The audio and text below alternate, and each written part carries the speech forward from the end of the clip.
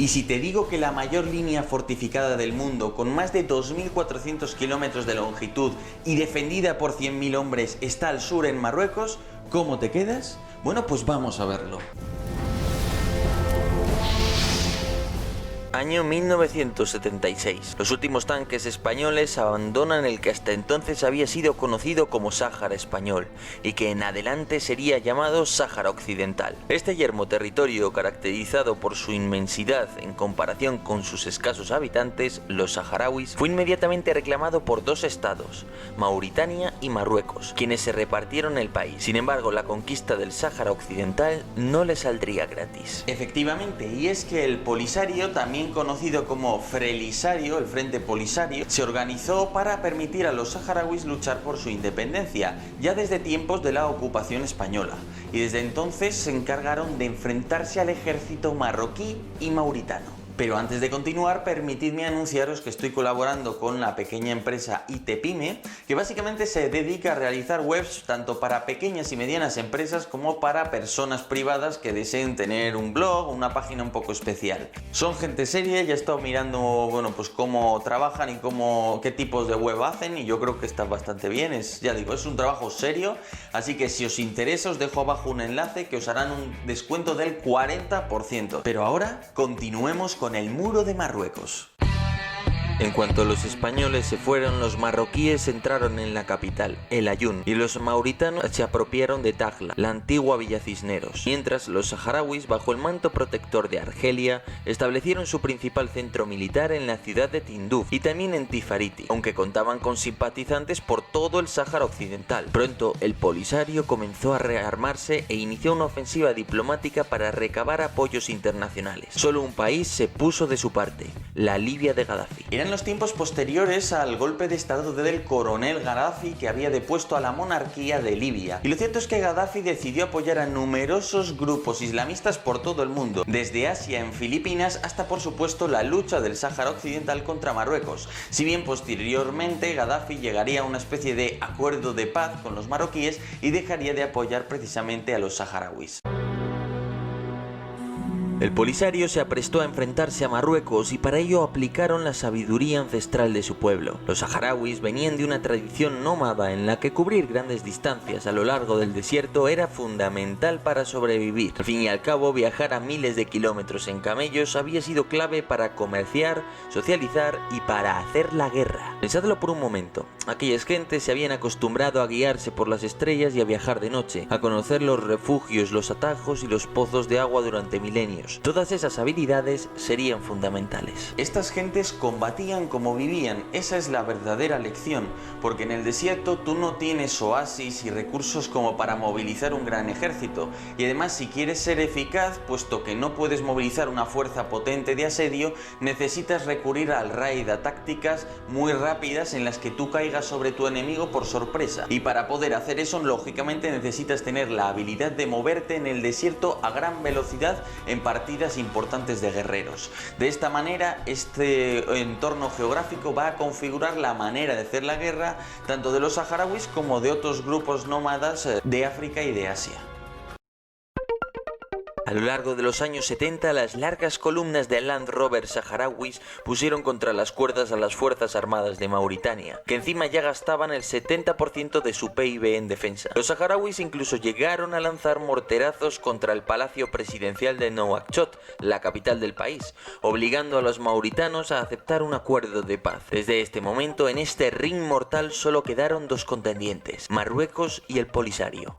Total que los saharauis, sustituyendo a los camellos por los Land Rover, empiezan a lanzar raids por todo el territorio del Sáhara Occidental e incluso llegan a internarse en los mismísimos Marruecos, atacando a localidades como Taza o Tantán, que están a 1000 kilómetros de sus propias líneas de abastecimiento. De esta manera, los saharauis consiguen infligir graves bajas a los marroquíes e incluso cuando llega una fase en la que los saharauis cuentan con material pesado donado por Libia, son capaces de infligir graves bajas al ejército marroquí, llegando a vencerle incluso en algunas batallas importantes como la de Guelta Zemmour.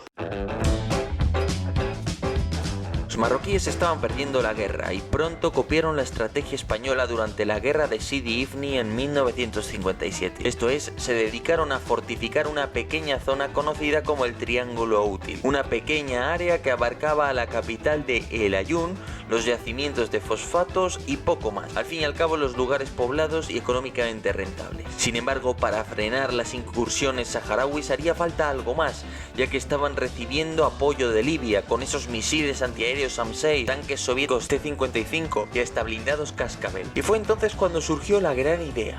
¿Y si construimos un muro? En realidad el empleo de muros en guerras contra insurgencia no es nada nuevo. Pensad que ya en 1870, 1880 y 1890 los españoles construíamos trochas en la isla de Cuba para detener a la insurgencia. Las trochas básicamente eran una suerte de fortificaciones diseñadas para partir Cuba en varios sectores e impedir la movilidad de la guerrilla. Y es que para esto sirven los muros, para impedir que esos guerrilleros puedan usar sus tácticas y realizar golpes de mano aproximándose sin que se les vea o desplazándose por el territorio. Para eso sirven los muros. El muro tenía una gran ventaja para el monarca Hassan II. Permitiría tener entretenido al ejército. Y es que el monarca desconfiaba de sus propias fuerzas armadas tras 3 golpes de estado, y por eso quería entretenerlas y alejarlas enviándolas al Sáhara Occidental, donde llegaría a estar estacionado más del 90% de los efectivos de sus fuerzas armadas. Los marroquíes se pusieron manos a la obra y buscaron ayuda en el extranjero. Distintos países aportarían distintas cosas para el muro. Por ejemplo, se dice que se trajeron expertos israelíes que habían construido la línea fortificada Bar Lev, esa línea que los egipcios asaltaron durante la guerra del Yom Kippur que protegía el otro lado del canal de Suez. También Arabia Saudita se encargó de financiar básicamente la construcción de este muro. Marruecos era un país muy pobre, en comparación con Arabia Saudita sigue siéndolo, no, pero en aquel momento sobre todo pues ese dinero a expuertas que llevó de Arabia Saudita fue fundamental. Y por último, de la parte de entrenar a las unidades encargadas de perseguir a la insurgencia, de dotar de materiales y de preparar todo el dispositivo de espionaje o de vigilancia electrónica, podríamos decir, se encargarían principalmente Estados Unidos y Francia. En particular, Estados Unidos empleó diversos materiales y diversas tecnologías que ya habían sido utilizadas en las últimas fases de la guerra de Vietnam, precisamente. La construcción del muro sería a lo largo de una década más o menos, y el plan pasaba por ir creando varios sectores sucesivos hasta crear un caparazón que cubriera la mayor parte del Sáhara Occidental. Para acometer esta tarea, lo primero que Marruecos hizo fue formar numerosos batallones de ingenieros, compuestos de reservistas, cuya principal tarea sería cavar, construir muros, casamatas, puestos de tiro, colocar campos de minas, alambradas, abrojos, etc. Pero quizás os estéis preguntando cómo debía funcionar este muro. ¿Cuál era la idea del muro? Bueno, pues establecer una suerte de defensa en profundidad. Entonces, el muro a lo largo se componía de una serie de fuertes y fortines más pequeños, unos reservados para unidades del tamaño de una compañía, incluso algunos del tamaño de un batallón, y otros para unidades del tamaño de una sección o de poco más de un pelotón. A partir de ese punto, lo que vamos a encontrar son radares distribuidos a lo largo de toda esa línea, encargados de detectar el movimiento de personas o de vehículos, y a su vez de transmitir esos datos a otras líneas detrás donde está la artillería. A su vez, el muro a lo ancho, por así decirlo, está constituido por 40 kilómetros de posiciones escalonadas, es decir, tenemos sí la primera línea que constituye el muro como tal, pero luego a 10, 20, 30 kilómetros tras el muro vamos a encontrar posiciones donde hay unidades de tamaño batallón y donde hay unidades de artillería y donde hay centros de mando. A su vez, por delante del muro lo que vamos a encontrar son una serie de defensas encargadas de contener al enemigo, en este caso compuestas principalmente por campos de minas mixtos que emplean artefactos antipersonal y antitanque. Bajo estas murallas existe una zona subterránea oculta a la mirada de los periodistas, donde se encuentra instalado ese sofisticado sistema electrónico único en el mundo, de computadoras coordinadas con baterías de artillería y con una tupida red de pantallas de radar. Cada vez que una de estas pantallas capta una señal en movimiento, la analiza y por su velocidad y tamaño determina si son vehículos u hombres a pie y pasa la dirección de tiro y coordenadas a las computadoras. Automáticamente, las piezas de artillería comienzan a disparar. Estos ojos silenciosos e invisibles captan todo lo que se acerca a 60 kilómetros de distancia. Cada 30 kilómetros a lo largo de todo el muro de seguridad hay un sistema de radar.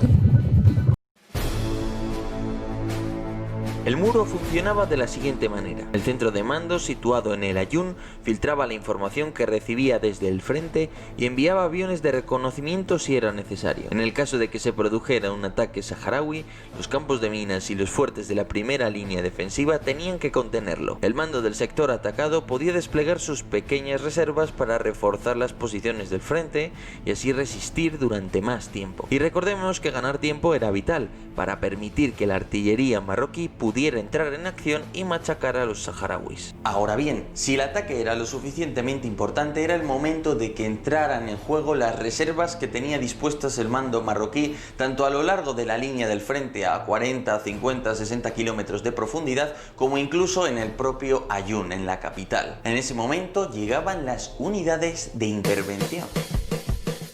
Las unidades de intervención eran fuerzas blindadas, mejor entrenadas que las que guarnecían el muro y dotadas de infantería y blindados. Solo se empeñaban en combate cuando los saharauis habían lanzado un ataque importante. De todas formas, la falta de capacidad de armas combinadas marroquí y el adiestramiento insuficientes provocaron que las unidades de intervención rara vez realizaran maniobras de flanqueo o para golpear del revés a una fuerza atacante saharaui, sino que básicamente lanzaban asaltos frontales contra el punto donde los saharauis consiguieran romper el frente. No penséis que durante la construcción del muro se trató de obras fáciles. Lo cierto es que el Polisario estuvo constantemente atacándolo, hostigándolo y de hecho en numerosas ocasiones logró tomar determinadas secciones del muro y deshacerlas completamente. Por lo tanto, esto fue un toma y daca constante. La construcción de esta gran muralla del Sáhara se inició en el año 1981. El primer muro partió de la ciudad de Tantán, envolvió la ciudad santa de Smara y bajó a Bucra, protegiendo la cinta transportadora de los yacimientos de fosfato, terminando en el puerto del Ayun. El segundo muro bajó desde Bucra hasta Cabo Bojador, dejando transitable la carretera costera del Ayun a Bojador. El tercer muro dividió el Sáhara en dos partes y obligó al Polisario a pasar por Mauritania, abriendo una bolsa que envolvió Angala y concluyó en Bucra. El cuarto muro se construyó en 3 semanas, comenzando en la ciudad de Zag, en dirección suroeste, descendiendo hasta Kdiriyah y dejando detrás de él la población de Hausa. El quinto muro cercó la frontera con Argelia, dejando a lo largo de ella una tierra de nadie. El sexto muro es el último por ahora. Parte de Angala en dirección suroeste hasta el Atlántico, al sur de Dakhla, la antigua ciudad española de Villacisneros.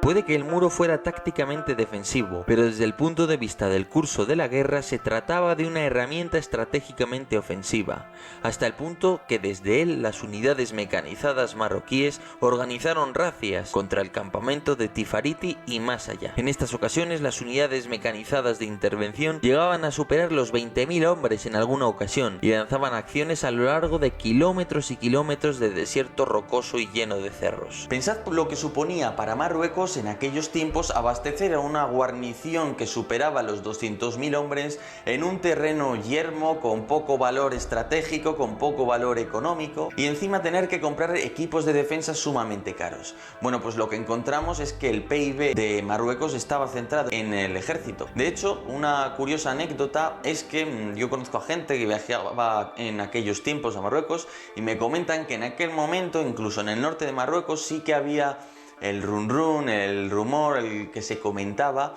que muchos soldados marroquíes pues tenían miedo de que les enviaran al frente del sur a la guerra del Sáhara. Una guerra que por cierto fue conocida en general como la Guerra de los Muros, porque básicamente estuvo definida por el mismo. Cuando se construyó la red de radares y sistemas de vigilancia del muro en los años 80, se trataba de un equipamiento tecnológico puntero para su época. Sin embargo, las duras condiciones meteorológicas del Sáhara y el paso del tiempo han obligado a reformar esta red de sensores, que hoy por hoy seguramente están siendo suministradas por Estados Unidos. En la actualidad, el grueso de las unidades de peor calidad del ejército marroquí siguen empeñadas en el muro, y por eso en esta zona los tanques predominantes son los M60A3 Patton, que son viejos pero fáciles de reparar. Asimismo siguen en uso los viejos M113 con modificaciones locales dotadas de ametralladoras pesadas y sobre todo piezas como el viejo Mark F3 francés, los Humvees estadounidenses o los blindados sobre ruedas franceses AMX-10RC. Bueno, pues que sepáis que el muro hoy día sigue activo, sigue contando con millones de minas, con alambradas y el perímetro entero se conserva. Es cierto que no obstante por la falta de uso y de necesidad hasta ahora, aunque sigue siendo muy importante, pues es probable que la guarnición del mismo haya podido estar por debajo de los 100.000 hombres. No obstante sigue siendo una fortificación importante y sigue contando, ya digo, con un esfuerzo por parte de Marruecos elevado. Para mí lo más interesante del muro es lo que refleja las mayores virtudes y los mayores defectos de las Fuerzas Armadas de Marruecos. ¿Por qué? Porque fijaros lo duro, lo burdo, lo vasto, lo matar moscas a cañonazos que es tener que construir un muro de 2.400 kilómetros, que se dice pronto, guarnecido por esa cantidad de hombres, sometiendo a la economía del país a un esfuerzo tremendo solo para mantener eso dentro de un territorio que en el fondo pues no vale mucho, ¿no? Porque sí, hay unos yacimientos de fosfatos, hay pesca, pero bueno, el Sáhara Occidental tampoco es un territorio precisamente rico. Entonces esa incapacidad de controlar a la guerrilla de una manera más inteligente, entre comillas, ¿no? Estableciendo redes de puestos avanzados con soldados más profesionales que no sean fáciles de derrotar por una fuerza saharaui, que sean capaces de contener al enemigo, aprovechando el empleo de la fuerza aérea. Y es que la fuerza aérea marroquí tuvo un desempeño pues muy flojo, muy poco importante para lo que podría haber sido. También es verdad que con el armamento antiaéreo que recibieron los saharauis consiguieron realmente, bueno, pues negar a Marruecos en buena medida la posibilidad de explotar a fondo sus fuerzas aéreas, básicamente. Entonces es eso, el muro representa lo peor del ejército marroquí, ya digo, la falta de flexibilidad, la falta de profesionalidad que impide hacer esto con muchos menos hombres, pero también representa otras virtudes, la virtud de la logística marroquí de mantener a tantísima gente abastecida en un terreno que apenas tiene carreteras, en un terreno sumamente pobre, en un terreno sumamente alejado de los centros económicos en los que al fin y al cabo se mueven las materias primas, los abastecimientos necesarios para esa fuerza en el Sáhara. Desde el punto de vista logístico y de los ingenieros de construcción de posiciones fortificadas, de lo que aquí se llama también la castramentación, pues es enorme. Pero bueno, al margen de esto, creo que ha sido un vídeo interesante y lo voy a aprovechar para recomendaros el último número de la revista Ejércitos, que va a tratar sobre el Magreb, sobre Marruecos, sobre Argelia y sobre Túnez principalmente, también Mauritania por supuesto, pero principalmente Marruecos-Argelia es el tándem que domina y va a haber una serie de artículos sumamente interesantes, así que os voy a dejar el enlace abajo. Y bueno, ya para ir acabando, pues como siempre, os agradezco mucho vuestro apoyo, dejo contenido exclusivo en Patreon, contenido que no suelo publicar en YouTube, y si queréis apoyar a este canal, que recuerdo pues que fue cerrado en el pasado varias veces y los vídeos de vez en cuando me los desmonetizan o me ponen que es para mayores de 18, en fin, todo esto, si queréis apoyarme en PayPal o en Patreon, ya digo, pues os lo dejo abajo también en la descripción, que bueno, pues oye, se agradece mucho, ¿no? Lógicamente. Y nada, por lo demás espero que estéis disfrutando del canal, de este proyecto que ya va a hacer yo creo un año de vida justamente esta semana, un año de vida seria, porque el canal estaba creado de antes pero no me lo había tomado un poco seria, ¿no? Y de hecho si me lo he tomado seria ha sido gracias a la gente que me apoyó en Patreon, básicamente.